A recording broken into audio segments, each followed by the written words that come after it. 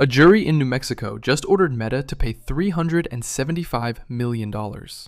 Not for a data breach, not for antitrust, for enabling the exploitation of children on its platforms. This is the first time in American history that a state has successfully sued a social media company over child safety, and won.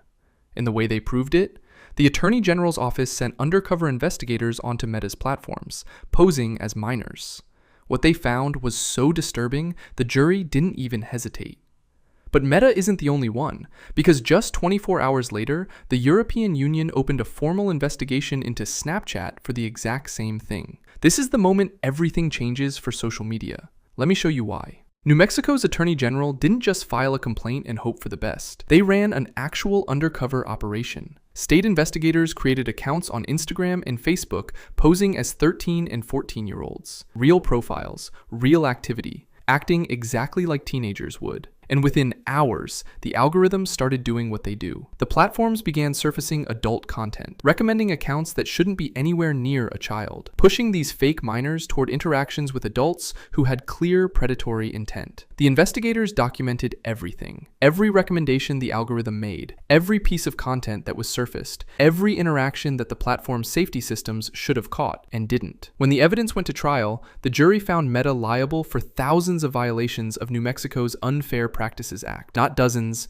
not hundreds, thousands. Each one representing a moment where Meta's own systems actively pushed harmful content toward what it should have recognized as a child's account. The jury found that Meta made false and misleading statements about platform safety. That Meta didn't just fail to protect children, it actively deceived users about how safe its platforms were. $375 million. That's the price tag the jury put on it. Now, Meta has been fined before. Big tech gets fined all the time. So why does this one matter? Because this isn't a fine. This is a jury verdict. Fines come from regulators. Companies budget for them. They're a cost of doing business. Meta paid the FTC $5 billion in 2019, and its stock went up because investors thought it would be worse. A jury verdict is fundamentally different. A jury of 12 ordinary people looked at the evidence and said, "You are liable. You did this. You pay." That creates legal precedent. And here's why that's terrifying for every social media company on the planet. School districts across the country are already preparing their own lawsuits. They've been watching this case. They've been collecting their own evidence about how social media affects students. And now they have proof that this legal strategy works. Other state attorneys general are going to copy New Mexico's playbook. The undercover operation, the systematic documentation, the Unfair Practices Act violations. This is now a proven template. And it's not just an American phenomenon. Literally one day after the Meta verdict, the European Union announced a formal investigation into Snapchat under the Digital Services Act. The accusation? Snap isn't doing enough to prevent child grooming and the sale of illegal goods on its platform. The potential fine? Up to 6% of Snapchat's entire global annual revenue. This isn't a coincidence. The EU has been watching the American child safety lawsuits closely. The Meta verdict gave them political cover to move from warnings to enforcement. And the Digital Services Act has teeth that American law doesn't. Under the DSA, platforms have an affirmative obligation to assess and mitigate systemic risks to minors. They can't just react to reports. They have to proactively prevent harm. Snapchat is the first target, but TikTok, YouTube, and X are all on the list. The EU has made it clear that 2026 is the year they start enforcing these rules with real consequences. Meta has already said it will appeal, and honestly, they might win on appeal. $375 million is a big number, and appeals courts sometimes reduce these verdicts. But even if the dollar amount gets cut in half, or by 90%, the precedent stands. A jury found that Meta's algorithms actively harmed children, and that the company lied about safety. That finding doesn't go away on appeal. And here's the business reality. Meta makes roughly $400 billion a year in revenue. $375 million is less than a day's earnings. The financial hit is negligible. What's not negligible is the regulatory momentum this creates. Every major social media platform now has to ask itself, what happens when an attorney general sends undercover investigators onto our platform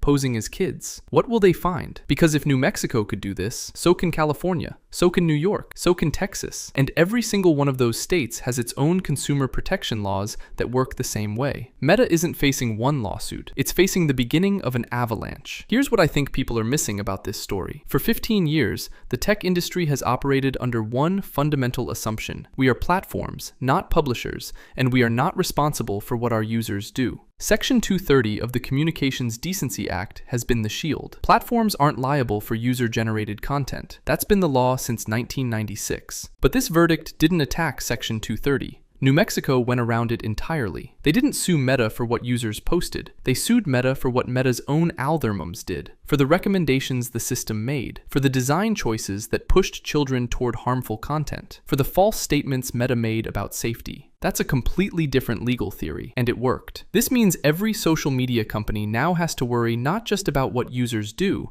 but about what their own systems do. If your algorithm recommends harmful content to a minor, that's your action, not the user's, and you're liable for it. That's a seismic legal shift. And it happened this week. Meta just lost $375 million to a jury that said its platforms deceived users and enabled the exploitation of children. The EU is coming for Snapchat next, and attorneys general across the country are copying the playbook. 2026 is the year social media started paying for what it did to kids. And this is just the beginning. If you want to stay on top of how tech is being held accountable, subscribe, because the next verdict is already being prepared.